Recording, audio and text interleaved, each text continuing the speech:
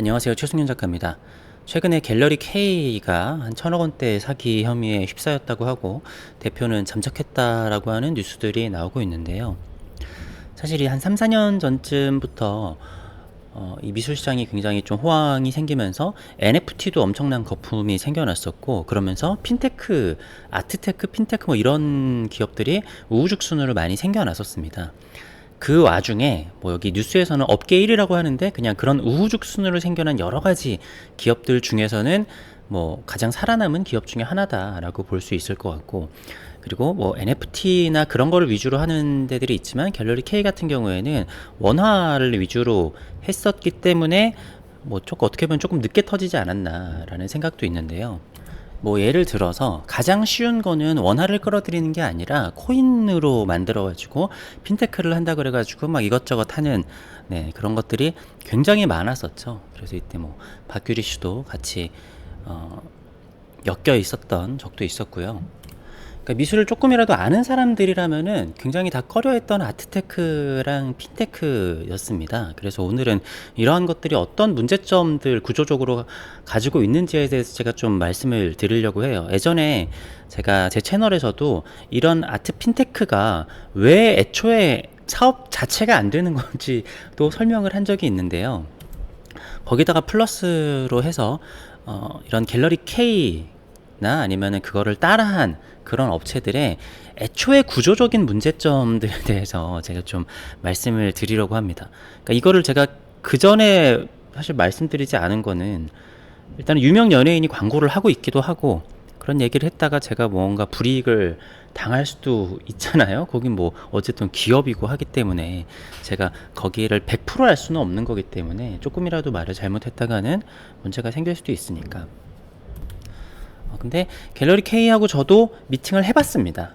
그러니까 이런 데들이, 작가들이 좀 엮이게 되는 것 중에 하나가 인맥을 통해서 어떻게 하다 보니까 엮이게 되는데, 저는 가자마자 여긴 좀 아니다 라고 해서 다 거절을 하고 나왔거든요. 그러니까 그때 막 제가 갈 생각도 애초에 없었는데, 거기에 임원분 중 한 분이 저희 학교 같은 대학교 출신이시라고 하더라고요. 그러면서 그냥 꼭 한번 만나자고 해가지고 갔는데 사업 시스템이 좀 이상했습니다. 자, 일단 가장 문제가 된 것 중에 하나는 이 아트노믹스 시스템이라고 볼 수 있겠습니다. 그러니까 내가 작품이 있는데, 작품이라는 거는 자산이 있는 거잖아요. 자, 이 작품이라는 거는 자산인데 이 자산만 있어가지고는 경제가 돌아가지는 않습니다. 기본적으로 우리는 자산이 있는 자본주의 사회에 살고 있어요. 자, 근데 이렇게 못 사는 나라들이나 그런 데를 가보면은 거기에 비싼 부동산이나 자산들이 없는 게 아니라 그런 거를 자본주의 시스템으로 가져올 수 없는 그런 한계를 가지고 있는 거거든요. 그렇기 때문에 최근에 이런 코인이라던가 아트테크라던가 그런 사람들이 이 자산을 자본화시키자라고 하는 취지라고 보면 될 것 같습니다. 근데 이거가 그러니까 그럴듯해요. 그럴듯하지만 크게 얘기를 하자면은 코인 같은 경우에는 그러면은 이 중앙 집권 체제의 은행 구조를 없애버리고 내가 대신 하겠다, 약간 이런 거거든요. 그렇기 때문에 달러가 없어지지 않는 이상은 그런 코인 체제가 돌아갈 수 없다, 뭐 이런 논리이기 때문에 그게 안 되는 거죠. 자, 일단은 작품 자산이 있는데, 자, 내가 뭔가 부동산이 있어요. 근데 이 부동산을 담보로 해가지고, 자, 가치를 산정을 합니다. 가치 산정을 하고, 이 가치를 산정을 하면은 이걸 바탕으로 은행을 가서 은행에서 대출을 일으킬 수가 있겠죠. 자, 이렇게 되면은 1,000만 원짜리 작품이 있다라고 하면은 이 1,000만 원짜리 작품을 담보로 대출을 1,000만 원을 일으켰다라고 하면은 요게가 화폐의 유동이 2배가 되는 거잖아요. 이런 식으로 자본주의에서 돈이 늘어나면서 경제가 굴러가는 겁니다. 근데 요 시스템이 없게 되면은, 그러니까 그 시스템이라는 거는 이거의 가치 산정을 어떻게 할 것이며 이거를 은행이 어떻게 담보를 빌려줄 거냐. 그러니까 이거는 대한민국에 사는 사람들 같은 경우에는 당연히 가치가 되고 은행이 빌려주는 거 아니야? 라고 할 수 있겠지만, 이렇게 뭐 필리핀이라든가 아니면은 남미의 이런 국가들을 가보면은 이런 것들을 증명을 하는데 공공기관을 왔다 갔다 하는 게 그 한 세월이 걸리잖아요. 그러니까 우리나라가 시스템이 굉장히 잘 갖춰져 있기 때문에 그게 되는 거고, 그런 후진국일수록 그게 안 되는 거거든요. 그러니까 이러한 시스템을 만들어서 미술품으로 해가지고 가치를 창출하자고 하는 게 그러한 아트테크나 핀테크의 기본적인 구조라고 볼 수가 있고, 이게 사실은 자본주의의 기본적인 체제이기 때문에 그 모양 자체가 틀린 건 아닙니다.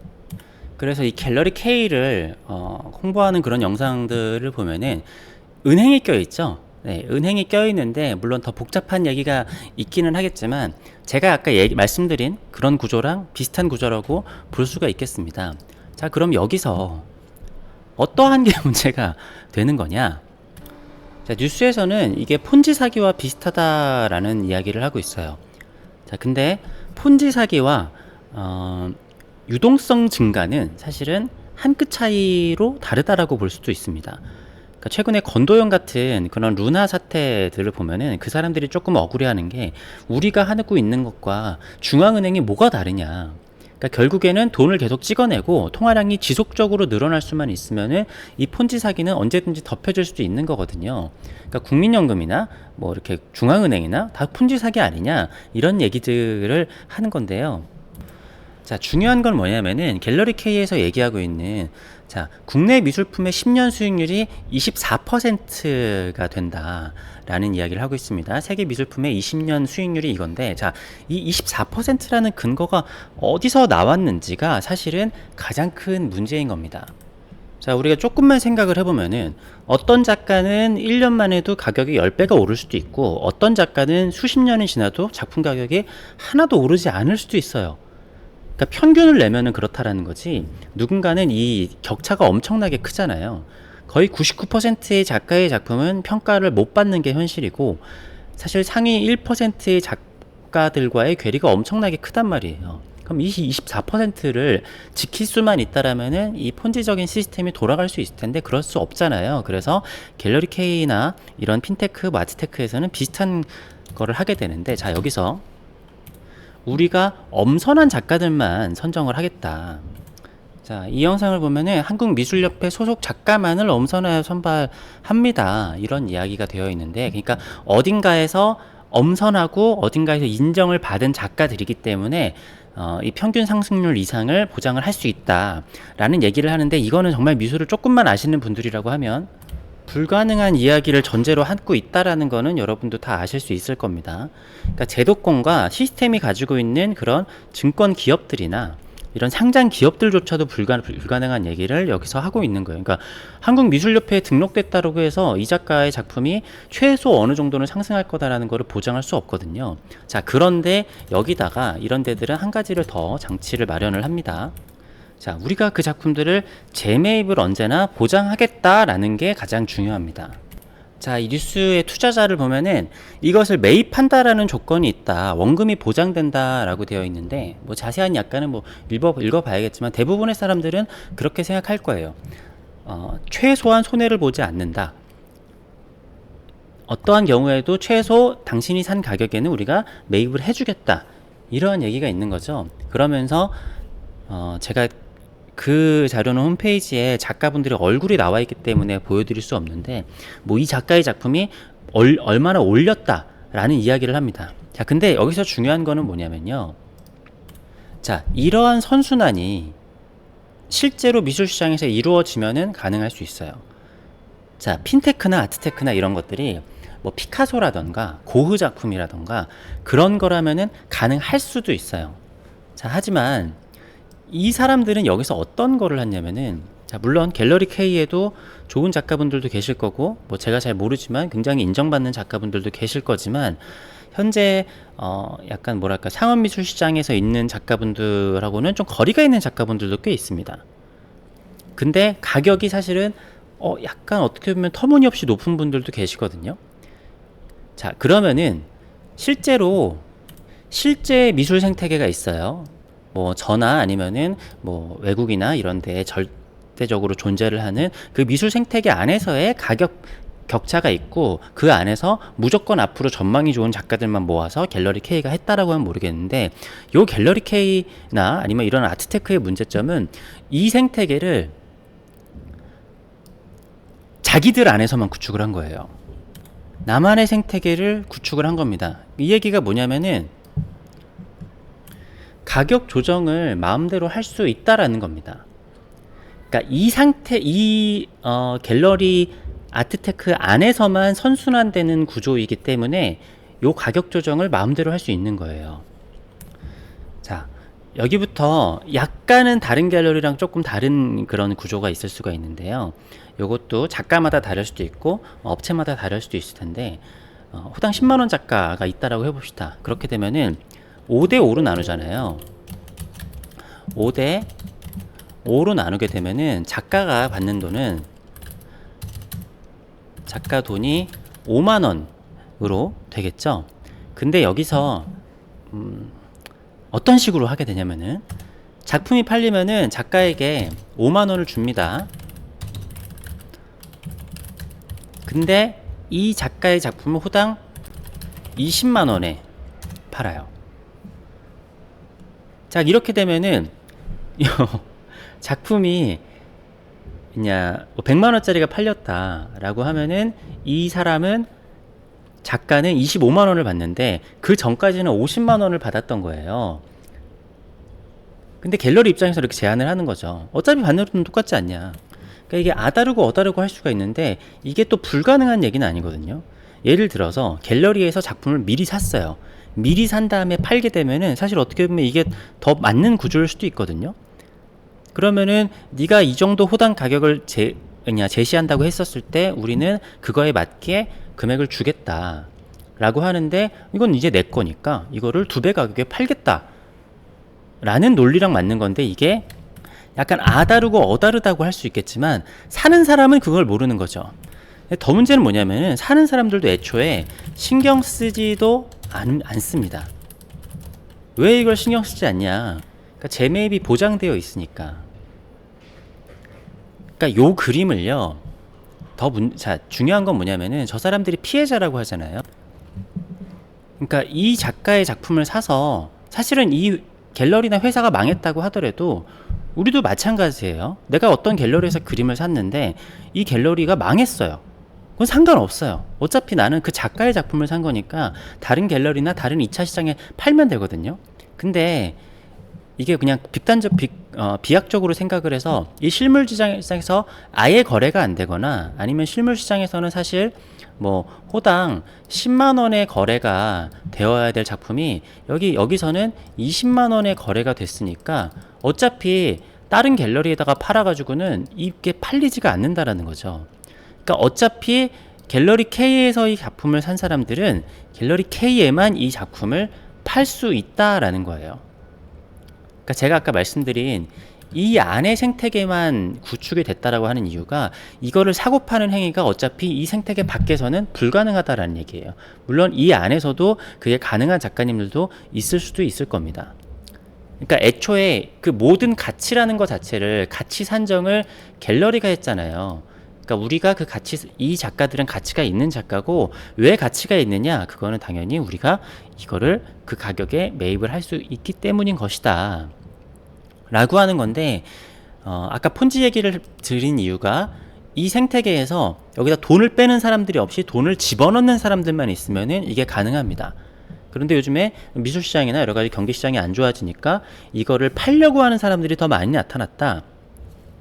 그러니까 바이가 있고 셀이 있는데 셀 시장이 더 많이 나타난다라고 하면은 폰지 사기가 무너지게 될 수도 있는 거죠. 그러니까 어떻게 되면은 선순환을 하면서 이 사람들이 나중에는 더 가치를 올리려고 하는 그런 것들도 했었을 거예요. 사실 광고도 되게 많이 했었고, 되게 유명 연예인 광고를 했잖아요. 그런데 막상 그 작가 작품은 여기 없었을 거예요. 뭐 다 아시긴 하겠지만 그 작가 작품은 사실 다른 실물 시장에서 거래가 되는 작가고, 그냥 모델인 겁니다. 연예인으로 돈 받고 그냥 모델만 한 거예요. 뭐 그 사람의 잘못이 있지는 않은데, 뭐 없다고 하기도 그렇지만 아마 그분은 미술 생태계를 몰랐을 거예요. 근데 뭐 내가 작가도 하고 연예인이기도 하니까 그런 거를 돈을 많이 주니까 한 게 아닐까 싶습니다. 네.